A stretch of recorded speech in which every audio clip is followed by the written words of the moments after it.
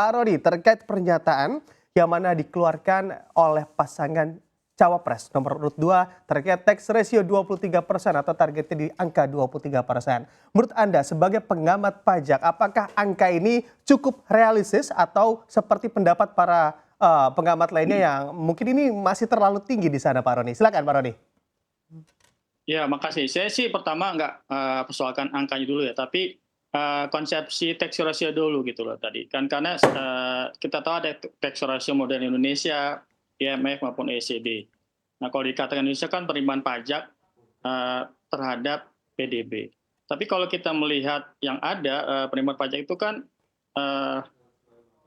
hanya pajak yang diterima pusat. Nah, inilah yang harus diklarifikasi oleh pemerintah dulu gitu loh, bahwa penerimaan pajak yang mana? Apakah hanya pajak pusat atau pajak pusat dan pajak daerah? Kalau hanya pajak pusat ya jelas rendah.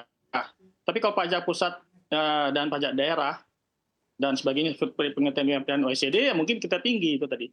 Nah, sampai sekarang saya belum melihat pernyataan dari pemerintah bahwa tax ratio itu penerimaan pajak yang mana. Karena kalau kita melihat undang-undang yang ada, penerimaan pajak itu adalah pendapatan pajak dalam negeri dan pendapatan pajak perdagangan internasional itu tadi. Sehingga sini ada ketitikkonsistenan.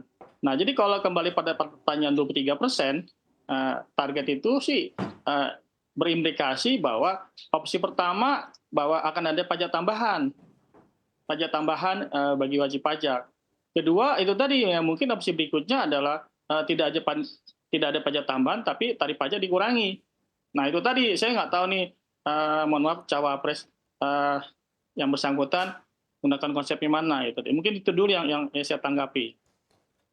Oke, baik. Kalau dari Anda, Pak Anggito, dengan angka 23% begitu ya, baik sebetulnya tadi yang dikatakan oleh Pak Roni belum tahu begitu ya maksudnya 23% untuk pusat ataupun daerah. Tapi kalau tanggapan dari Anda seperti apa, Pak Anggito? Ya, terima kasih Mas Bram. Saya kira saya secara dengan Pak Roni ya. Kalau ditanya secara langsung, apakah 23 itu rasional? Ya tidak rasional. Apakah dihitung dari pajak pusat maupun pajak keseluruhan itu sudah tidak rasional. Jadi kalau jawaban saya, apalagi itu dinyatakan oleh paslon yang merupakan kepanjang tanganan dari pemerintah yang sekarang. Jadi hitungannya apapun ya, saya kira 23% itu ada pertanyaan besar ya, ada apa gitu tadi seperti katakan Pak Roni, apakah mau nambah objek pajak atau subjek pajak atau meningkatkan tarif ya. Jadi itu yang tidak diperdebatkan dalam debat Cawapres yang lalu. Oke, tidak rasional begitu ya menurut Anda, Pak Anggito. Pak Anggito, dengan tentunya target 23% dari tax ratio ini, begitu apakah memang sebetulnya untuk mengejar angka 23% ini nantinya penerimaan pajak akan semakin seperti berburu di kebun binatang, Pak Anggito? Silakan. Kalau ditanya soal mungkin atau tidak, ya pasti mungkin dong. Tetapi kalau 23% itu akan tidak produktif ya, artinya akan mengurangi disposable income atau pendapatan yang bisa dibelanjakan baik oleh wajib pajak, baik wajib pajak pribadi maupun wajib pajak.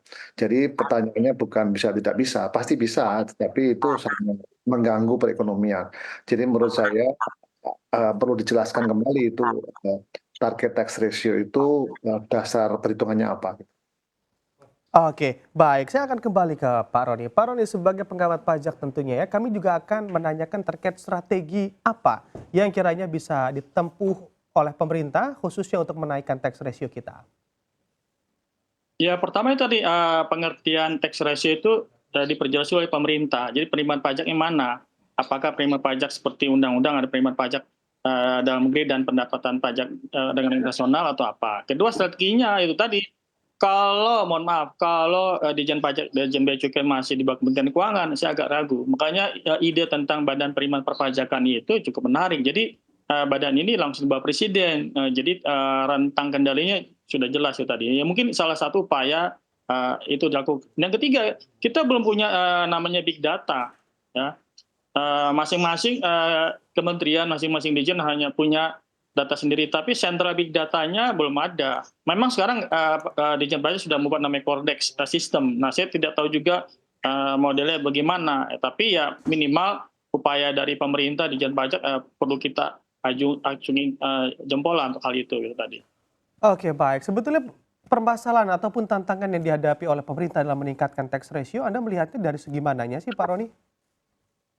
Ya sebenarnya terus terang yang berikut juga harus dikoreksi oleh pemerintah, seolah-olah kalau kita bayar pajak ada kontrprestasi, padahal yang undang-undang jelas dikatakan kalau saya bayar pajak tidak ada kontrprestasi, itu yang pertama. Kedua, bahwa tarif pajak kita cukup tinggi loh tadi. Sehingga terus terang aja orang tidak akan rela kalau dipajaki sampai 15% ataupun 35% sekarang tadi. Ya menurut saya ya contohnya negara-negara tetangga ya. Contoh Singapura, kenapa orang mau taruh uang di sana karena pajaknya rendah. Itu tadi itu tantangan yang harus diambil oleh pemerintah. Itu tadi. Oke, baik. Kalau dari Anda, Pak Gito, seperti apa Anda melihat terkait tantangan yang mana juga dihadapi oleh pemerintah untuk meningkatkan tax ratio kita? Ya, tadi digarisbawahi bahwa sebetulnya tergantung bagaimana cara kita menghitung ya, cara menghitung dan dibandingkan dengan negara lain. Yang menurut saya sih sebetulnya kalau dari sisi rasio atau ratio kalau dihitung dari keseluruhan pajak mungkin sudah cukup sepadan dengan negara tetangga. Cuman Indonesia negara besar, jadi memang kita harus mengumpulkan pajak. Persoalan yang saya lihat dari sisi kinerja saya 10 tahun lebih ya di Kementerian Keuangan. Jadi saya kira yang pertama kali yang saya lihat itu adalah bahwa PPh orang pribadi itu terlalu rendah, ya, rendah. Bahkan di negara lain itu yang namanya PPh orang pribadi itu lebih tinggi daripada PPh badan. Di Indonesia kebalikannya, PPh badan lebih tinggi daripada PPh orang pribadi. Jadi perlu adanya intensifikasi maupun ekstensifikasi. Menurut saya badan penerimaan pajak itu tidak menyelesaikan masalah, karena bukan itu masalahnya. Dan membuat badan itu akan membutuhkan waktu 3-4 tahun untuk bisa efektif. Jadi menurut saya kalau mau menaikkan ya itu kuncinya cuma tiga, apakah tarif dinaikkan ataukah subjek ditambah. Tapi tarif dinaikkan juga bukan merupakan pilihan yang baik ya. Jadi lebih baik ada yang mengintensifkan PPh orang pribadi yang sampai sekarang ini masih belum seluruhnya dicakup ya. Jadi untuk penggabungan MPDP dan NIK itu salah satu cara yang baik. Yang mudah-mudahan dengan cara ini saja sudah akan menaikkan intensifikasi pajak dari orang pribadi.